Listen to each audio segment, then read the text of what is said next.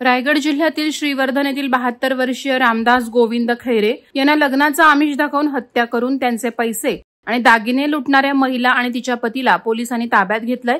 खैरे यांची हत्या ही लुटीचा हेतू साधण्यासाठी केली गेली होती आणि पोलिसांनी तपासाच्या आधारे आरोपींना अटक केली आहे। रामदास गोविंद खैरे यांचा मृतदेह 1 डिसेंबर 2024 रोजी त्यांच्या घरात आढळला।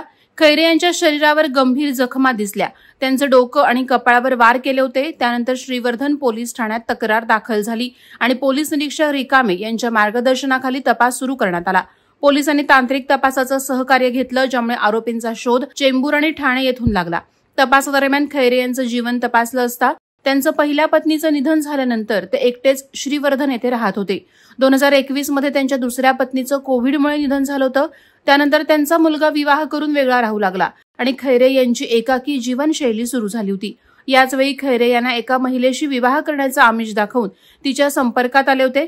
महिला आरोपीनं खैरे यांच्यासोबत विवाहाचं वचन दिलं होतं, मात्र तिची एक मागणी होती, मुंबईत फ्लॅट घेऊन देणं। हे शक्य न झाल्यामुळे तिने खैरे यांच्याशी विवाह केला नाही। काही दिवसांनी त्या महिलेसोबत राहणाऱ्या एका मैत्रिणीनं खैरे यांचा मोबाईल नंबर दिला आणि महिलेला त्यांच्याशी संपर्क साधण्यास सांगितलं। महिला आरोपीनं खैरे यांना लुटण्याच्या हेतूनं त्यांच्यासोबत जवळीक साधली आणि त्यांचा विश्वास संपादन करून त्यांच्याकडे राहायला लागली। काही दिवसांनी ती खैरे यांचा मोबाईल, रोख रक्कम आणि दागिने घेऊन फरार झाली। खैरे यांनी आरोपीला परत पैसे आणि दागिने देण्याची मागणी केली होती, परंतु ती परत आली नाही। त्यानंतर जून 2024 मध्ये महिला आरोपीनं हर्षल कचर अंकुश याच्याशी विवाह केला आणि खैरे तिला ब्लॅकमेल करत असल्याचे पतीला सांगितलं। हर्षल आणि महिला आरोपींनी खैरे यांना संपवण्याचा कट रचला। 11 नोव्हेंबर 2024 रोजी हर्षल अंकुशने महिला आरोपीला श्रीवर्धन येथे सोडलं आणि तो मुंबईला परतला। 29 नोव्हेंबर 2024 रोजी महिला आरोपीने खैरे यांना बेशुद्ध करून त्यांच्या तोंडावर उशी दाबून त्यांना संपवून टाकलं।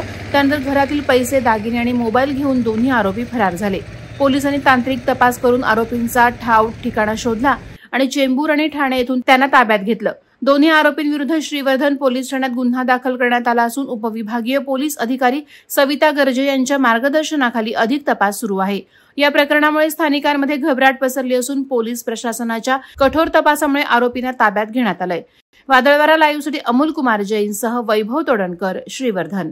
नवी मुंबई व रायगड जिल्ह्यातील ताज्या बातम्या आणि घडामोडींसाठी सबस्क्राईब करा वादळवारा लाईव्ह चॅनल आणि दाबा बेल आयकॉन।